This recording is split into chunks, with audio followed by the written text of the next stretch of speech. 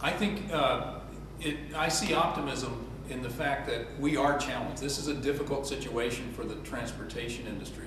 However, anytime you're challenged, you learn things. And we are learning things, and we're learning how to better work with our customers, how to better work with our vendors, how to make that we're taking cost and waste and inefficiencies out of the transportation, not only in the United States, but in the Southeast region. And then the Southeast region has some special benefits going for it in terms of the cost of moving cargo from the ports here into the inland of the U.S. in the South.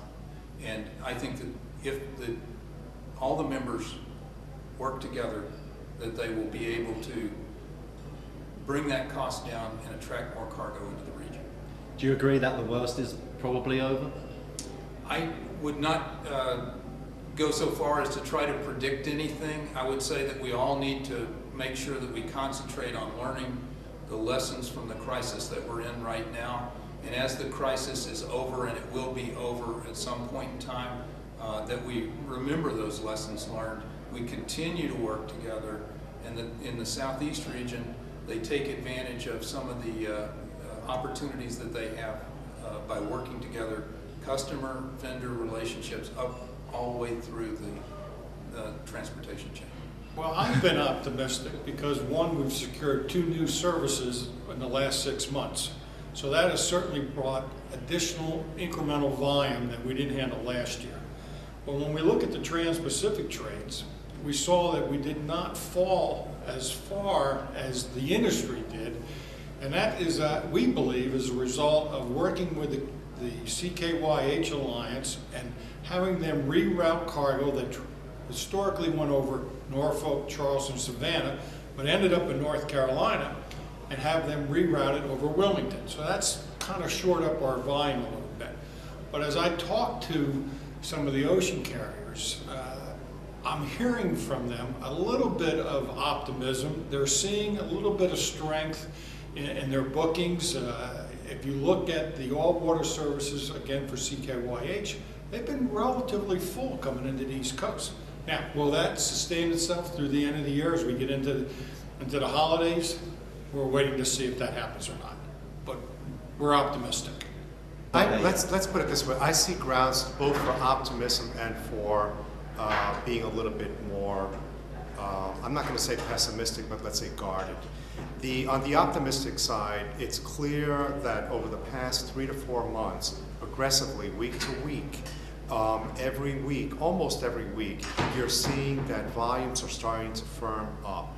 And that means that that clearly something is going on in the economy. I'm speaking broadly understood, not just, say, intermodal, but across the board, whether it's metals or paper and forest products or chemicals. You're seeing slowly that the volumes are starting to inch up very, very slowly, but it's steady. And that would mean that certainly there may be opportunities here that reflect that the economy starting to turn just a little bit. You know, from a corporate perspective, it's also the case that we will be very soon a year since, actually we're sort of a year from when the massive part of this turmoil hit. So on a year-over-year basis, obviously numbers are going to start looking a little bit better as well. And that, you know, I think that has a psychological impact. I remain a little bit concerned because particularly with the level of debt and the debt overhang that exists, I'm concerned about that. I'm concerned about the manner in which the Fed is monetizing the debt. I'm a little bit concerned about the value of the dollar overseas.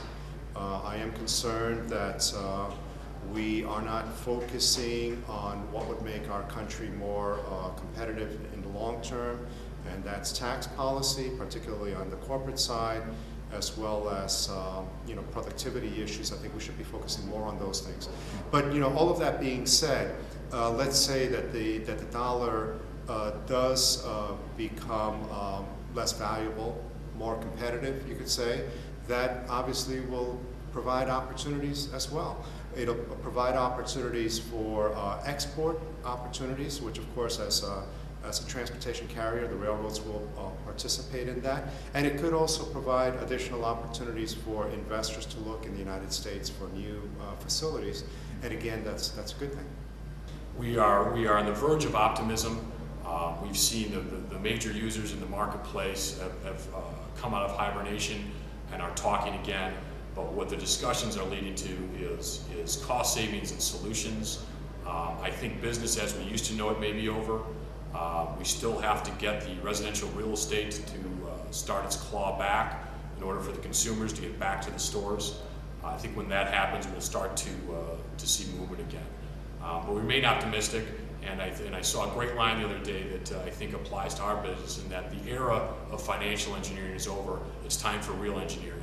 And I hope we can, as a country and certainly as an industry, take that long-term perspective and create some solutions for our customers.